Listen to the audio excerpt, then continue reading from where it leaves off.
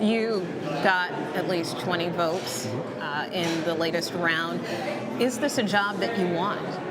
The job I really want to do is making sure that we, govern on behalf of the American people, that all the things that Republicans have campaigned on, securing our border, getting spending under control, doing what we can to cure inflation, actually handling our energy matrix in an appropriate way so we lower costs on the American people, that those things get accomplished. That's what I'm here for. Now, where we are is a situation where nobody has 218 votes. So my hat is in the ring to try to either get there or find a way that we can get there as a Republican But your name conference. has come up twice, so do you want the job, yes or no? It's a job that I would do reluctantly. Why do you say that? Because I think the speaker's job is something that even I never contemplated wanting to do. I have young sons, that job takes you away from your family. But then I also understand that there are times in life where you're thrust into positions you didn't think you wanted, but here you are. And so at this point, it's about making sure that the primary job that I ran for, that every member has run for, and that it's getting Washington back on track so we can serve the interests of the American people. You are also one of the lawmakers who yesterday switched your vote. You initially backed Leader McCarthy, then you switched it to Congressman Jordan. Why did you do that? Well, I mean, first understand that, I'm not an anti-Kevin person, but it became pretty clear to me that he didn't have the votes. And at that point, were we going to be in a logjam of just vote series after vote series? That didn't make sense to me. And so the beginning of it was to find ways to move this conversation to another level so we can find a way to get to 218, whether that's Kevin or anybody else. But do you think you've moved the ball forward? Oh, yeah, I think we have. We're in some interesting dialogues on the House floor as we speak. I anticipate we're going to get off of this floor and go have some negotiations. I mean, what types of discussions are happening right now? Frankly, just who's going to be in the room. What do we want to try to accomplish? Is there a starting point? I think those things are falling into place right now. And what about Leader McCarthy? I understand you have met with him or intend to meet with him? No, we talked this morning, and it was cordial. Just want to inform him of what was going to proceed on the House floor. What did he say to you? I'm going to say, let's leave that between us. I don't share conversations with members. Was he trying to earn your vote back? What was the nature of the conversation? Well, I think to Kevin's credit, he understands that this is a process like any other. And now that we're here, you have to find a constructive way to not only, for him, keep his plans alive, but at the same time do what's constructive for the conference. And so I think right now what we're going to do is we're going to get off of this floor, I don't know, maybe another hour or so, and then try to go have some more negotiations where either he can get there, and if that doesn't pan out, then you kind of find a way where somebody can. For people at home who don't understand this process and how it works or understand why there are some members opposing Kevin McCarthy right now, what are some of those reasons? What is it that you want? Well, I think one of the key things is that, we have a lot of Republicans that have worked hard to come here on Capitol Hill, and they've made a lot of, campaign promises to their voters, the people that have sent them here, to their constituents. And so what we don't want to see a repeat of is the same old Washington, where a deal like just what happened at the omnibus deal is crafted together between two members in the Senate. Nobody knows what's going on. The bill just shows up and there you go. That has not worked for the American people. And if we're going to be honest with the voters, all voters, Republicans and Democrats, Capitol Hill is not working for the people. It is actually working for the interests here. But is it working for the people right now? The people's business is not getting done. Having a timeout does not stop the American people from doing the things that need to be done. Listen, everybody's driving to and from work. People are getting groceries. Kids went to school. My kids went to school today. People went to work. America is working. If it takes Congress... But what about Congress? If it takes Congress a couple of days to get itself organized in the appropriate way, where members, all members, are empowered to do the job they've been sent here to do by their voters, that's a good thing for Congress. It's a good thing for Washington. And it's a great thing for America. Well, realistically, when do you think this process could get wrapped up? I anticipate we're going to finish this week. I always have, and I've not shied away from that. I think all the members understand that we need to, bring this to a conclusion and find a constructive way to move forward. And I fully anticipate that we're going to do that. Do you anticipate backing Leader McCarthy again? It's possible, but the thing right now is we have to get to a place where all the members can come to an agreement, and then we move on from there. All right, Congressman Byron Donalds, really appreciate your time. Thanks so much for joining us, Ed and Caitlin. Back to you. Nicole, thank you. And the headline from that is, if asked, he would reluctantly serve. But again, laying out the concerns of a lot of his colleagues that are pushing to make changes in how the House functions. And he makes a fair point there.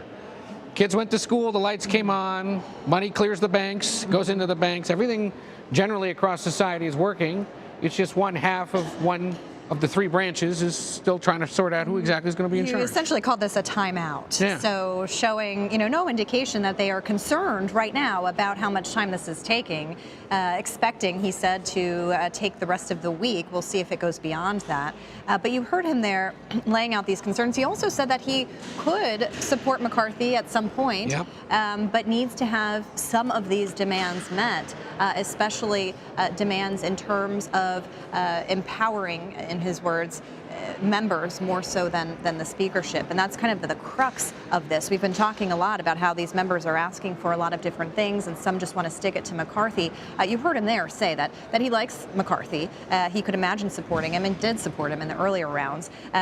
He also said that this was a job that he would take reluctantly, noting that he has kids at home, which makes raises the question of who actually does want this job at this point, given we know Kevin McCarthy does. Kevin McCarthy absolutely does, but this, as we've talked about before, even if it does reach a conclusion, this is going to be a battle that we're likely going to see on any number of pieces of legislation. And we should point out, amid all the history made in the last 24 hours or so, we can add that now two Brooklyn natives, Hakeem Jeffries, 52 years old, Byron Donalds, 44, have been placed in a nomination as a potential House Speaker. Right now, neither has the votes. Unlikely either of them would prevail at the way things are going right now. But another element of the history that we're seeing unfold before us, not had that before, and that's another bit of the history. We still haven't gotten a formal tally from the 5th round of voting, so we await for whenever that may come, and then we'll see. Do we go right into round 6? Is there another renewed motion to adjourn and let Republicans go behind closed doors and sort this out? Or will we keep going throughout the rest of today? Democrats have been told, plan to stick around, cancel your plans, don't go anywhere. I saw some tweeting earlier, well, I only brought 3 days worth of clothes, so what am I going to do? Well, guess what? We got men's shops here in D.C. You could go stop by and get yourself a new tie if need be. They may have to do that, Errol and Lana, as the stalemate continues. Yeah, there's ladies' shops there, too, Ed.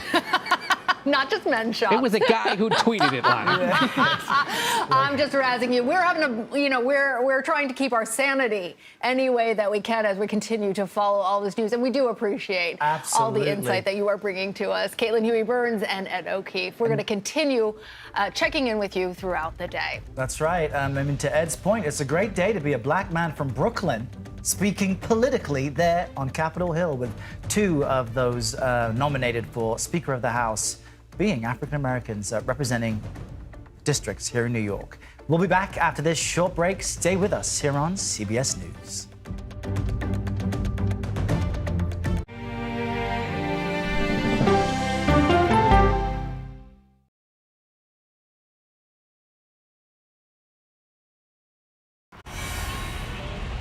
You ready? A generation of kids opens up on CBS Reports. I just want to be like a regular kid. Their world, their struggles, their voices. What if I was white? A lot of people like to call names and make you feel ashamed for being proud of who you are. Now streaming the internet. Technology is baked into the DNA of our generation. Social media, apps, and games. I like my iPad, my phone, my Nintendo. Instagram, TikTok, Twitter, it's one click away. Is growing up digital a blessing or a curse? There is so much pressure to be perfect. We need to have conversations regarding healthier usage. Are the kids all right? The internet, now streaming on the free CBS News app. An original CBS Reports documentary. This place is at the very tip of the spear when it comes to Satanism and witchcraft and demonism. Has the church been this divided? Not in my lifetime. They've been radicalized in their approach to politics. United in Christ, divided by politics. We have what I call a cowardly pastor problem because they don't want to get involved in the political situation. Conservative Christianity and Republicanism have grasped hands in a way that's very unhealthy. There are churches whose members have divided over partisan politics. How an evangelical civil war could change the spirit of America. This was a heavily Christian-influenced attack. When we have the ability to say that God is on our side, it allows us to justify all kinds of cruelty. An original CBS Reports documentary, streaming now. We are so excited, we just can't hide it. Let's do it! Let's go! Drew Barrymore. Hi, guys. Mira Sorvino. Miss Lopez and Mr. Maluma are Reggie. What your name is? Kristen Bell, baby. It's the Fonz. Wow. His name is Henry. I know. It's all right. One question. How often do you consume cannabis? Full frontal male. What did Tony say? This is why I love live TV. CBS mornings are, well, everything your morning should be. Is this a date or we just friends? Here we are, your favorite morning people. CBS mornings, starting at 7. The news doesn't have to always be depressing. What do you love about running? It can be uplifting. That human connection that we create on the broadcast every night is incredibly important. An original CBS Reports documentary. We need to put an end to this territorial status. Will statehood create a better Puerto Rico? So that we have the same quality of life that you see in the States. What do you worry about? Me living here in the future? They're giving incentives to non-Puerto Ricans to come to Puerto Rico and extract our natural resources and take over our land. Vacation in Puerto Rico, and in exchange for that, you don't pay taxes. Why would I allow somebody who abused me for 123 years to then consume me? An original CBS Reports documentary, streaming now.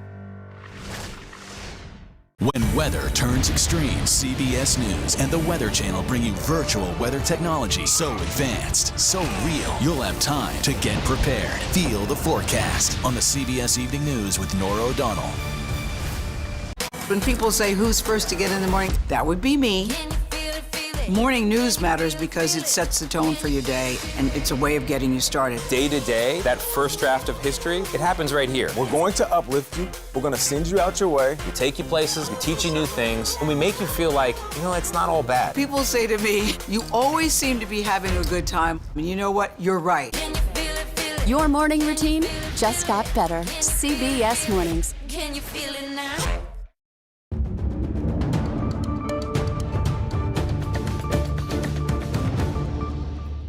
We are continuing our breaking news coverage here on CBS News. I'm Errol Barnett. And I'm Lana Zach. We begin this hour again with the high drama on Capitol Hill today. The headline remains the same as it has been the case all week. The lower chamber does not have a Speaker of the House after now 5 rounds of voting.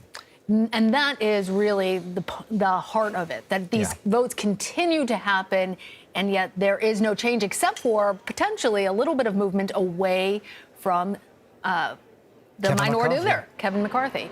So CBS News senior White House and political correspondent Ed O'Keefe and CBS News political correspondent Caitlin Huey-Burns have been following each and every development. They are joining us there at the House. Hey guys, give us what's expected, the latest scuttlebutt about what's next. Might it be a 6th vote that we should be looking forward to?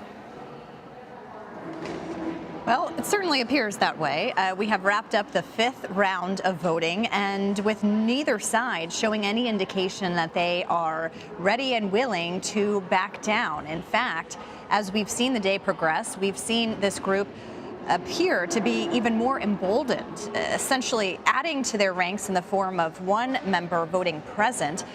She said she did so in order to try to cajole everyone back to be able to talk about all of this. But still, McCarthy is heading into the 3 o'clock hour here without the support he needs, with this vote, this block of defectors still remaining. And Ed, I think the question is, obviously, that we're all wondering is what comes next, but we are essentially in a staring contest here, and we actually heard from someone else who's in the spotlight today, who is Byron Donalds, who is a congressman from Florida. He has been the person that this group of defectors has rallied around, coalesced around, and nominated on the floor instead of McCarthy. And he talked to our Nicole Killian just moments ago about whether he actually wants to do this job. I believe we have that sound, if we could play it and see what he had to say. So do you want the job, yes or no? It's a job that I would do reluctantly. Why do you say that? because I think the speaker's job is something that even I never contemplated wanting to do. You know, I have young sons. That job takes you away from your family. But then I also understand that there are times in life where you're thrust into positions you didn't think you wanted, but here you are. And so at this point, it's about making sure that the primary job that I ran for, that every member has run for, and that it's getting Washington back on track so we can serve the interests of the American people. You are also one of the lawmakers who yesterday switched your vote. You initially backed Leader McCarthy, then you switched it to Congressman Jordan. Why did you do that? Well, I mean, first understand that, you know, I'm not an anti-Kevin person, but it became pretty clear to me that he didn't have the votes. And at that point, were we going to be in a logjam of just vote series after vote series? That didn't make sense to me. And so the beginning of it was to find ways to move this conversation to another level so we can find a way to get to 218, whether that's Kevin or anybody else. But do you think you've moved the ball forward? Oh, yeah, I think we have. We're in some interesting dialogues on the House floor as we speak. You know, I anticipate we're going to get off of this floor and go have some negotiations. I mean, what types of discussions are happening right now? Frankly, just who's going to be in the room. What do we want to try to accomplish? Is there a starting point? I think those things are falling into place right now. And what about Leader McCarthy? I understand you have met with him or intend to meet with him? No, we talked this morning, and it was cordial. You know, just want to inform him of what was going to proceed on the House floor. What did he say to you? I'm going to say, let's leave that between us. You know, I don't share conversations with members. I mean, was he trying to earn your vote back? So, Caitlin, in essence, we have a reluctant warrior there. He's saying, well, if I can somehow come up with 218 votes from my fellow Republicans, okay, shucks, fine, I'll do the job. The reality is he's not anywhere near that, and that isn't necessarily the outcome we're anticipating here. What we are anticipating and what we know is happening is the frustration is mounting among Republicans who would like to sort this out and Democrats who would like to see the entire body move forward. I think one of the interesting things, though, that Congressman Donalds said to our Nicole Killian was, look, this is one half of one of the three branches of government that's taking, in essence, a timeout to sort things out over a few hours, maybe a few days, maybe in the next week, and hold an organizational meeting, in essence, amongst itself about how to proceed. That is perfectly acceptable under the rules of the House. Remember, this has happened many times before in our history. It just hasn't happened in 100 years. Back in 1923, they went 9 rounds. We're at 5, so you never know. We may get there. And in the 1850s, it took several weeks for them to sort this out. It's all there in the Constitution and in the arcane rules of the House. And once again, in this era of 50-50 politics, divided government and divided America, we are seeing those divisions manifest themselves in the ongoing conversations and drama here on the floor of the House of Representatives as members, including Chip Roy here, this bald gentleman from Texas who's been one of those organizing the Republicans, try to sort out how to break the logjam, how to proceed. 20 or so saying, Kevin McCarthy, get out of the way. McCarthy and his more than 200 allies saying, no, I'm almost there to having 50+1% of the House. I should be the Speaker. We can sort this out over the course of a few rounds if we have to. And Democrats hanging back and saying, look, we're ready to go when you are, but we don't like what we're seeing. Even the president earlier today, before leaving for a meeting with leaving for Kentucky, said it's an embarrassment that the world is watching at a time when the United States would like to see its economy continue to rebuild. Republicans are squabbling amongst themselves and holding up the business of government. Our Scott McFarland has reached a camera as he's been toiling across the halls of the Capitol in areas where we can't have a camera. He's now reached one and joins us with an update on what he's seeing and hearing. Scott? Yeah, Ed, I was watching the House floor after this 5th roll call vote concluded, and a lot of this breakaway faction, this Republican group, stayed on the floor for conversations. Matt Gaetz and Steve Scalise, the number 2 House Republican, were in an animated conversation. Scalise gesturing, leaning in to Gaetz as they discuss what's going on the House floor. Congressman-elect George Santos, the embattled Congressman-elect, was part of the orbit around that conversation. He's been hovering near this breakaway group. Chip Roy, who you just mentioned, from Texas, who's been a vocal member of this faction and gave one of the recent nominating speeches, raced over to the House parliamentarian staff for a discussion. All of this is a prelude to this 6th roll call vote. And for members with whom I'm speaking, the discussions happening right now aren't so much about Speaker, but about process. Can they shut this down? Can they bring this to an adjournment and do this behind closed doors versus in the public eye? And it's clear through the first 5 votes, these on-the-floor discussions happening during votes aren't moving the needle. And strategically, everybody might benefit from moving it to a different setting.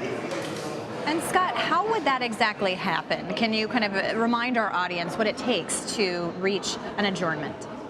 It happened quickly yesterday, and to the surprise of many of the members of the U.S. House. A top Republican on the House Rules Committee made a motion to adjourn. The clerk banged it closed and approved within seconds. That possibility is looming. There are some members of Republican leadership on the floor right now, so they can make a move in that direction. But if they're going to have a roll call vote over that, that's where things get tricky. Presumably, they don't have 218 votes to adjourn right now, or they may never have started these roll call votes today to begin with, because none of this has been good for Kevin McCarthy. So if they do draw it out to a roll call vote, if somebody intervenes and demands one, it's not clear where that's headed. And because it's not clear where that's headed, Republican leaders haven't made it happen yet. And Scott, Congressman Donalds was telling Nicole Killian, essentially saying that there's no real sense of urgency here. They want to get the concessions that they need in order to get closer to supporting McCarthy. But I'm curious, we've been talking a lot today about this sense of leverage and why now. And Donalds was also alluding to the idea that now is kind of when they have the maximum leverage here. Is that why this is happening now? We're beyond the 11th hour, of course. And what is left to essentially offer at this point? It's unique leverage. A House Speaker vote is for each of the sworn members or soon-to-be sworn members of the U.S. House. But there's outsized and growing leverage here, and you and Ed have alluded to that. This is a particularly TV-friendly vote. There are camera angles throughout the House chamber. The one day of the year, the one day every 2 years, you can actually see individual conversations on the floor, animation in the faces of members, things that they don't want you to see. After this vote, after there's a speaker, those cameras are limited. So they also have gotten the attention of the nation through 5 roll call votes. So this breakaway group has commanded outsized attention. Not only do they enter this vote with leverage, that leverage has grown, which is why we appear to be on a pathway to a 6th stalemate paralyzed vote. We do anticipate there will be at least a 6th round today as they try to figure out short term, can we adjourn and take this into closed door meetings, or do we have to continue it here on the floor because we just can't build consensus among Republicans at least to adjourn for the day and get back to work tomorrow. So we'll see here in the next few minutes, hopefully, whether or not we have a sense of whether they're going to another round or whether they're going to try to break and go likely to a conference room known as HC5, House Conference Room 5, in the basement of the House side of the Capitol. We'll wait and see shortly here whether they move forward with another vote, take a break, and call it a day. Errol and Lana, as we do that, we send it back to you in New York. We appreciate that. When we come back from this break, I'm going to wonder if there's any chance that Democrats might help them out in that call for a break. But till then, Ed O'Keefe, Caitlin Huey-Burns, thank you.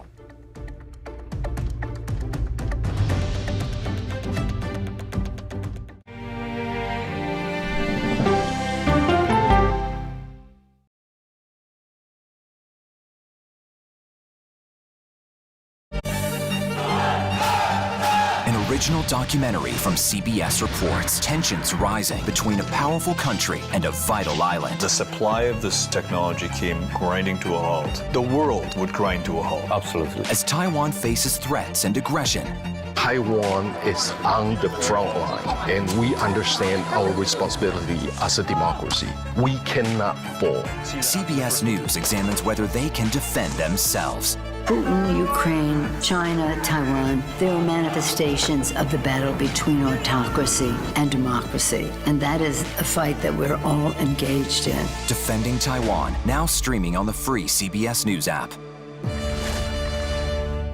When weather turns extreme, States from the plains to the northeast are bracing for more than 2 feet of heavy snow. every second counts. This is a monster winter storm. CBS News and the Weather Channel bring you virtual weather technology so advanced, so real. There's a wrinkle in the forecast, the accumulating ice. You'll have time to get prepared. Take precautions before you head out. Feel the forecast on the CBS Evening News with Nora O'Donnell. Stories that inform. You can be really old at 60, and you can be really young at 85. Inspire. How do we unlock the power within ourselves to be who we want to be? And brighten your day. The best part of fame is making people feel good. Always send the people home happy. Make every day a little more like Sunday morning. Here comes the sun. Stream now on the free CBS News app. An original documentary from CBS Reports. The carnage in our nation's schools has become painfully repetitive. Now one more child! School shootings have parents fighting mad. I promised my daughter I was gonna fight. It's gonna keep on happening. And teachers taking lessons in how to fight back. This is an exercise.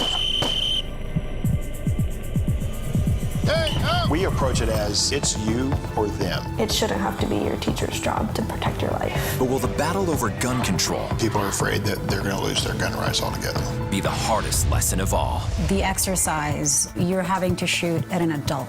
Are you prepared to have to kill one of your students? Guns in the Classroom, now streaming on the free CBS News app. When people say who's first to get in the morning, that would be me. Morning news matters because it sets the tone for your day, and it's a way of getting you started. Day to day, that first draft of history, it happens right here. We're going to uplift you. We're going to send you out your way. We take you places, we teach you new things, and we make you feel like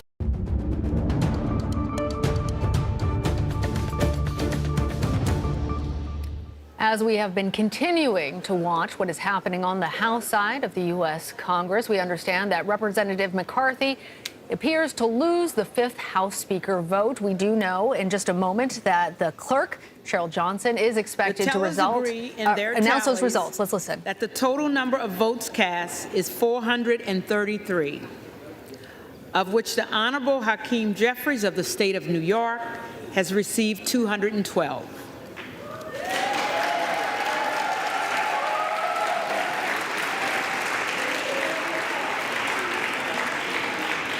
The Honorable Kevin McCarthy of the state of California has received 201.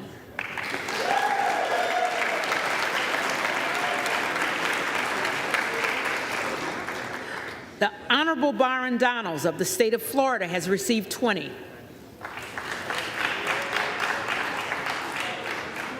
With one recorded as present. No member-elect having received a majority of the votes cast, a speaker has not been elected. For what purpose does the gentlewoman from Florida rise? Thank you, Madam Clerk. I rise today to nominate Kevin McCarthy as Speaker of the People's House.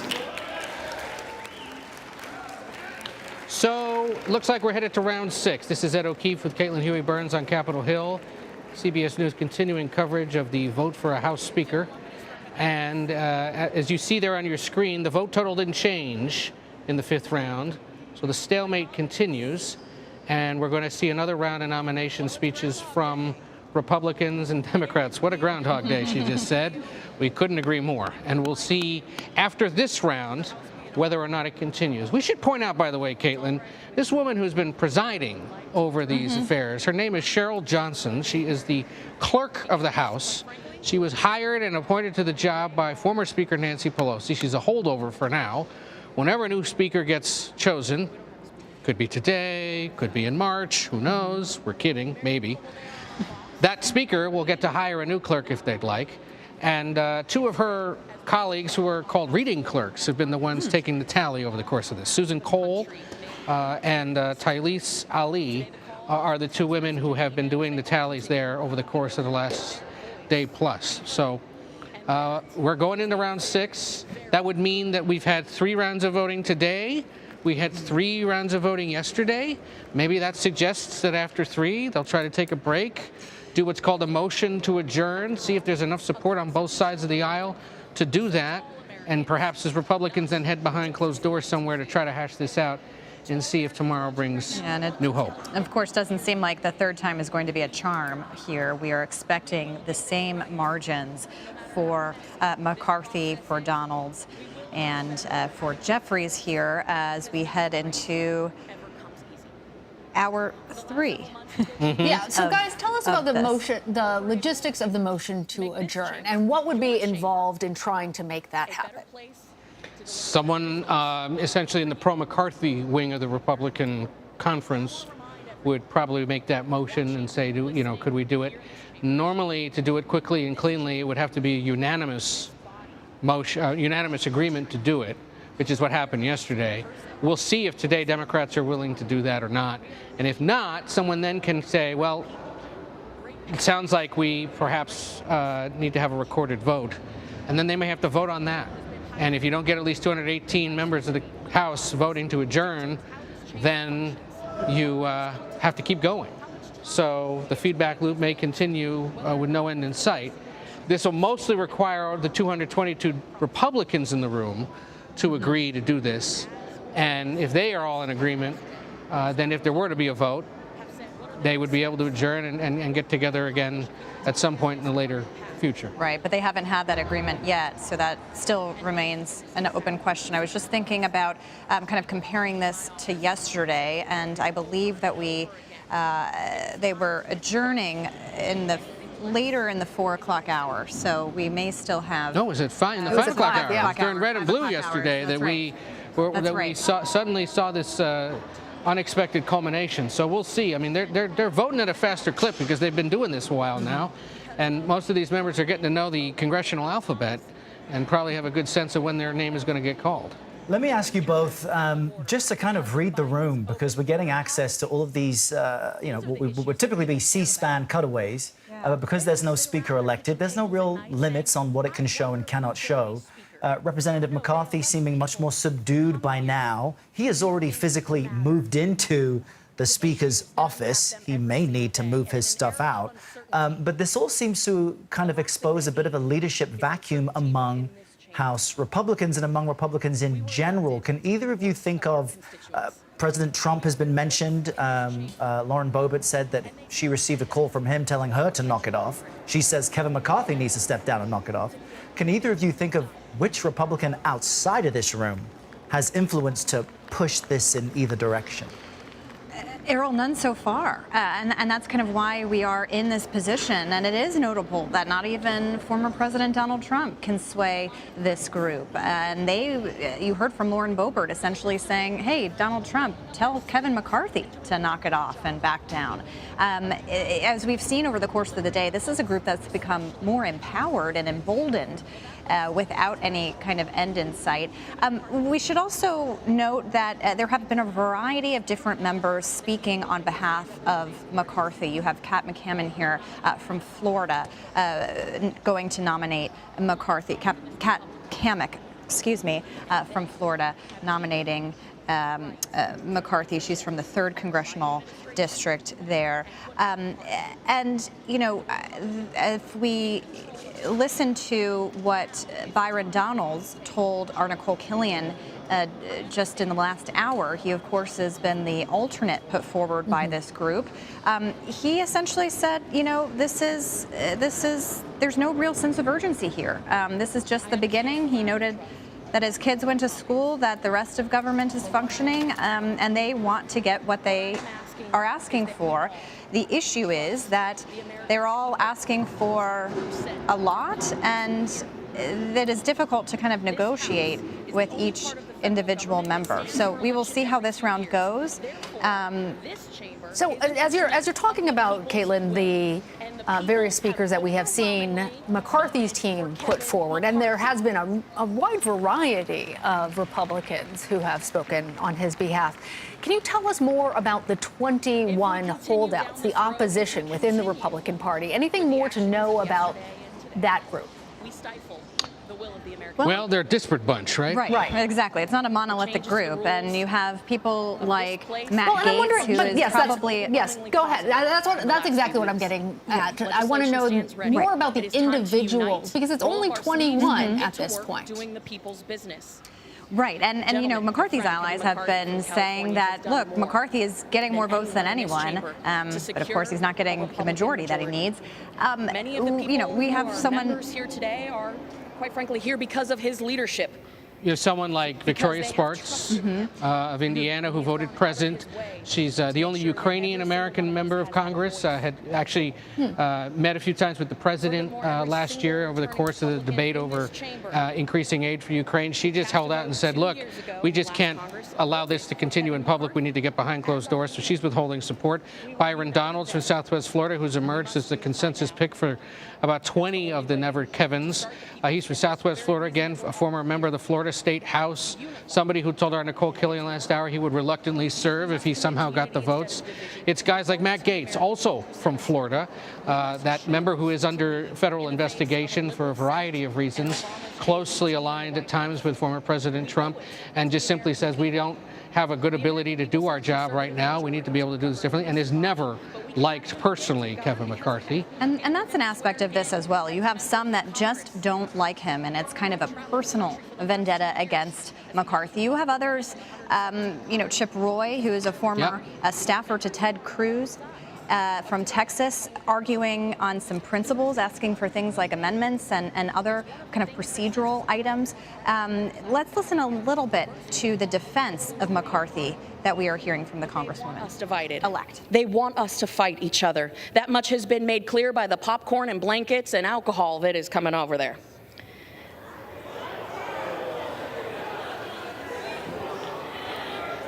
The House is not in order.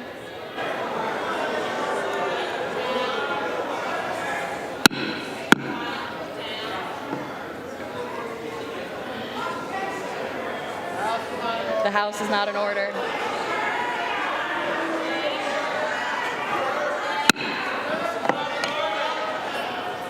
Get some order in there. The clerk would ask all members-elect to abide by the established decorum of the House while making nominations. Gentlewoman's recognized. Gentlewoman is recognized.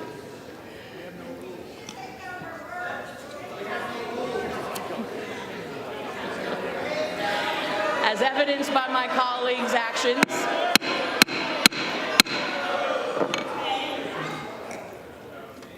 so today I am asking my friends and colleagues, are we the party of Reagan Republicans? Reagan, who said, someone who is with me 80% of the time is a loyal and good friend, not a 20% traitor. Are we the party of Reagan? That is the question that I ask you to answer as we embark on this next ballot.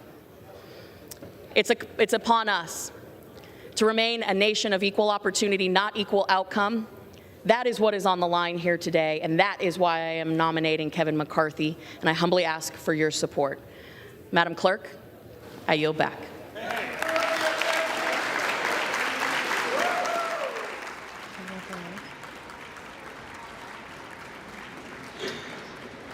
So that was Congresswoman Kat Cammack of Florida, northeastern Florida, parts of Ocala and the suburbs of Jacksonville. Cheryl Johnson, the House Clerk, now calling on Pete Aguilar of California, the number 3 House Democrat. And listen to part of what he'll say here. The last 5 rounds. The gentleman is recognized.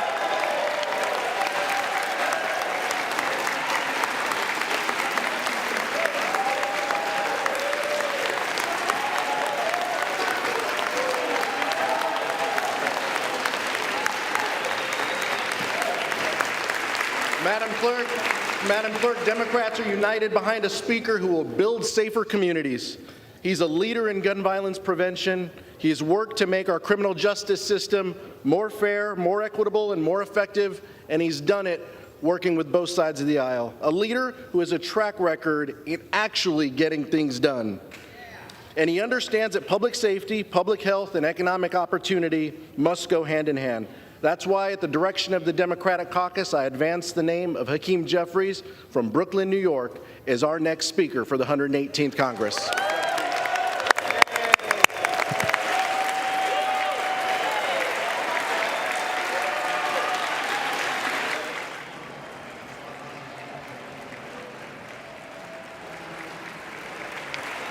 And now we anticipate there will be a nomination speech for what purpose does the Byron gentleman from Donalds. Pennsylvania rise? This Madam is Speaker, Scott to nominate Perry the of Pennsylvania, gentleman from Florida, one of the most Mr. strident Donalds. holdouts against gentleman is Kevin recognized. McCarthy. Thank you. Right, he's been one of the five Ladies and who gentlemen. has been an always no, or a never Kevin, as they are calling themselves. One thing is universally recognized across this country. Washington is broken. Washington is completely broken. Whether it's a wide open border, millions of people streaming across, terrorists, criminals, fentanyl coming right to your community, not at the border, but into your community. Overdoses happening in your towns, funerals happening in your town because the border's open, because this place is broken. 12 days ago, in the middle of the night, 4,000 pages showed up over here.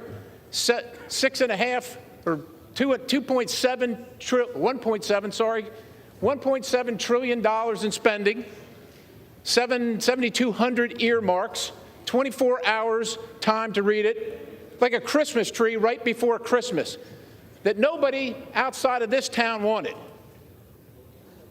If you've been here for 1 year, you voted on that once. If you've been here for 3 years, you voted on the same thing 3 times. If you've been here for 10 years, you voted on it 10 times. Washington is broken. We got crime running across the streets, no matter what community you're in, because now this town has decided that somehow the criminals aren't understood, and we've abandoned the victims. This is what people in our country are dealing with. We are funding wars in other countries while we're destroying our own military because this town is broken. We have an administration that has contempt for the American people and is using these big corporations to spy on Americans and using the instruments of federal power to persecute and prosecute them because this town is broken. And this place is literally broken. There hasn't been an amendment on the floor for 6 years in this town.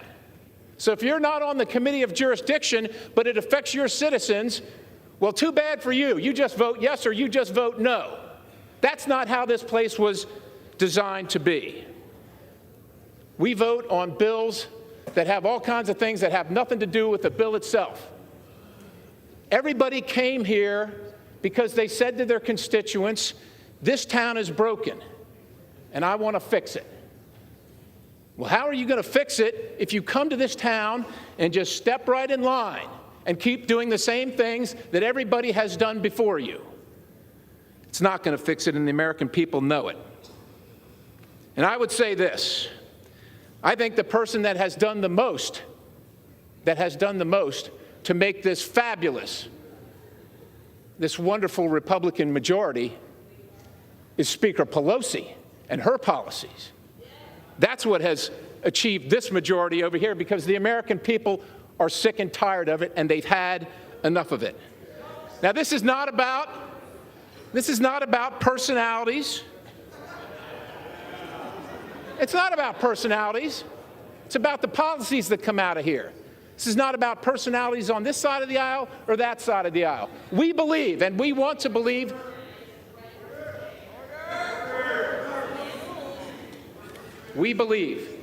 and we want to believe that every person that comes here, left, right, center, has the best intentions for our country.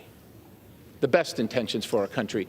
And it's not about the personalities in this contest. It is not personal for us. But because we all acknowledge and we all know that Washington is broken, we must take a new path. There must be a new vision so that Congress works for the American people. Because the American people are watching what's happening here, and they've watched what's happened here, and they're sure in their hearts, and they can prove it, that this town works for this town. That's who this town is working for. Ladies and gentlemen, we are making history today. We are making history in this process. And we are showing the American people that this process works. Yeah, it's been about 100 years. It's been about 100 years since this has happened before. But we have said we're not going to take any more of Washington being broken. We're going to do something for the American people, and we're going to fix it. And is it going to be painful? And is it going to be difficult? Yeah, it probably is. That's why it took 100 years. It probably is. But we're going to do it. And we can also make history today by making the first.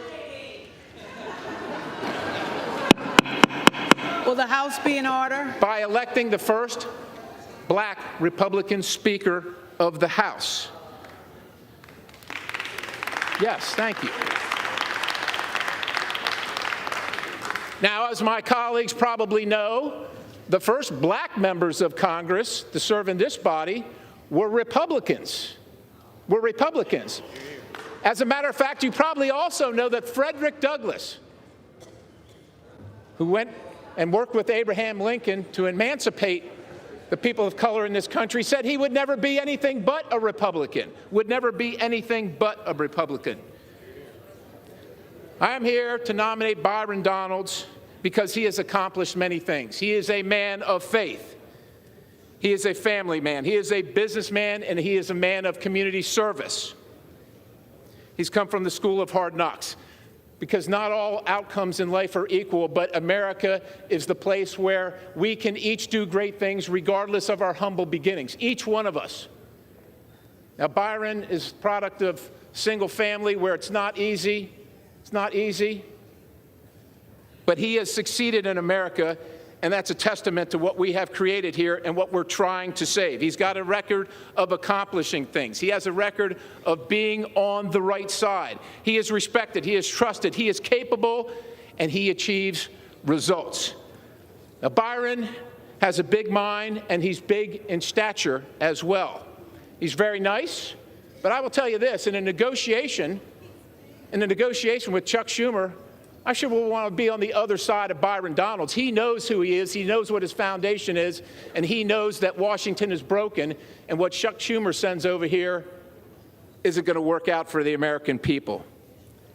Ladies and gentlemen, Washington is broken. Byron Donalds will inspire us and restore our citizens' faith that this institution actually works for them. And it is my highest honor to nominate the gentleman from Florida, Byron Donalds, to be the next Speaker of the House, and I yield.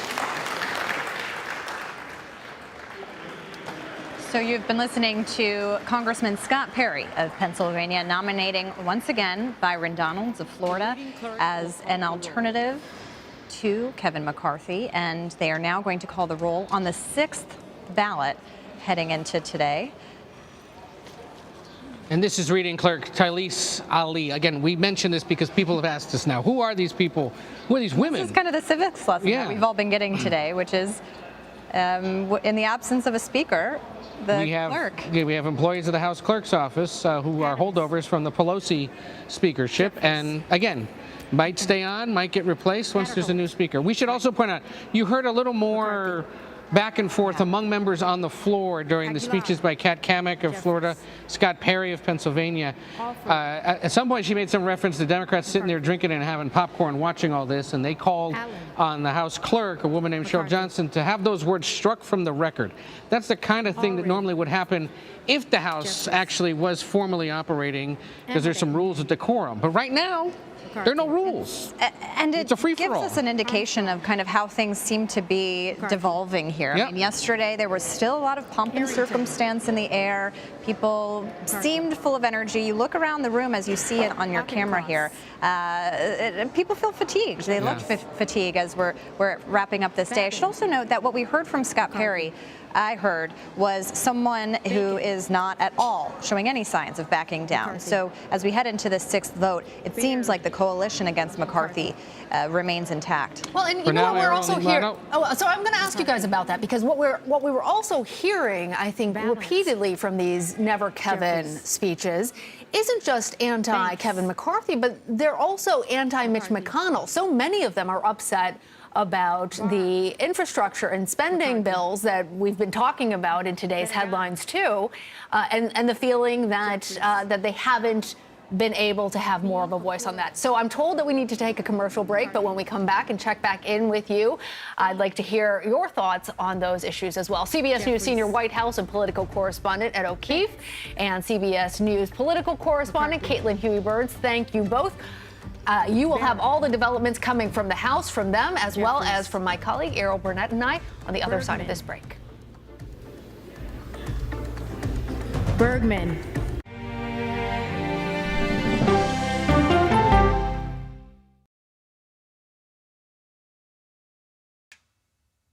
Thank you.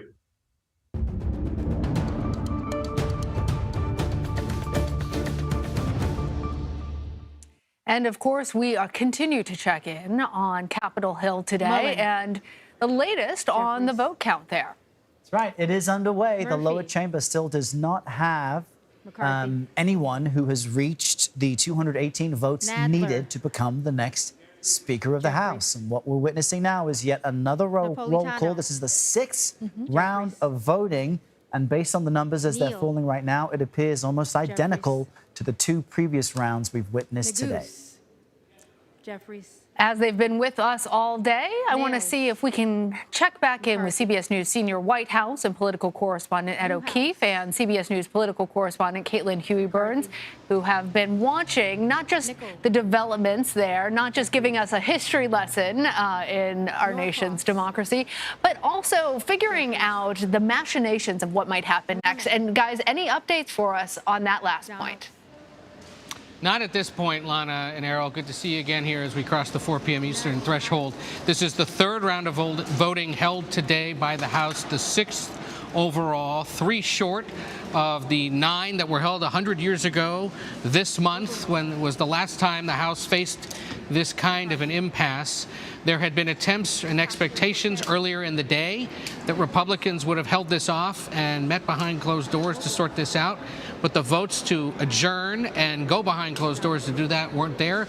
So they've gone at least 3 rounds now. And once again in this 6th round, Kevin McCarthy is falling short of the 218 votes he would need in order to be elected the next House Speaker, with a block of about 21 Republicans holding off, not voting for him or not voting for anyone and just voting present in hopes of trying to bridge the divide and sort out who exactly would be their next party leader.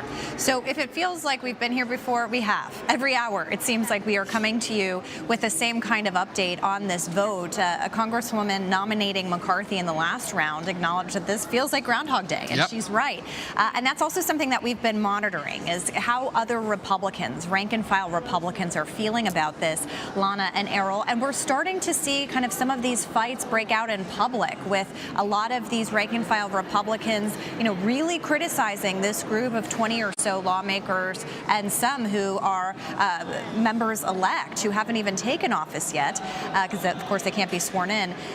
So you're seeing this real, deepening divide within the party. And, we've been saying that even if they do reach a conclusion, which doesn't seem likely today, this is a preview of what's to come on nearly every piece of legislation. You had Byron Donalds, who, as Ed mentioned, has been put forth as the alternative to McCarthy, at least among this small group, but powerful group.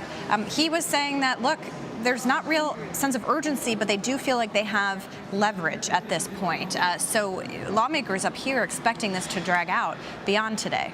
And remember, there is no House of Representatives as you normally know it, unless or until they elect a speaker who can then swear in the new members. So 1/2 of the third branch, or I guess constitutionally the first branch of the 3 branches of government, is not functioning right now, and there are some concerned about that. We've heard from Republicans and Democrats today, for example, who sit on national security committees, who said we can't get briefings from national security agencies. We've heard from recently retired, now former members of Congress, who say my office, whether it's the district office here in my home state or in D.C., has a non-working number because there's nobody there to answer the phone quite yet. They haven't been able to hire new staff and put people in place to deal with basic constituent services. And presumably, these members aren't going to get paid for the fact that they aren't yet officially members of the House. That's less consequential right now and less important as we just try to figure out exactly what will happen here in the next several hours, and when and how there might be some kind of a resolution to all this. Again, remember, 100 years ago they went 9 rounds. In the 1850s it went several weeks. Are we looking at that in this case? Probably not, but we may not yet even be at the halfway point as the disagreements, some personal, some substantive, much of it rooted in the procedures and the rules of the House of Representatives, continue to play out in the open as this bloc of conservative Republicans, many of them closely aligned or supportive of former President Trump, although some of them today saying, don't tell me who to vote for Speaker, this is a separate and different matter. Others who simply just don't like and trust Kevin McCarthy, despite the work he's done methodically for more than a decade to cultivate, to elect his colleagues, to raise tens and hundreds of millions of dollars for their election campaigns in recent years, can't pull it off. And while he has a majority of the Republican conference, you need a majority of the entire House in order to be elected Speaker, because it is a sort of ceremonial and institutional role, not just a partisan role.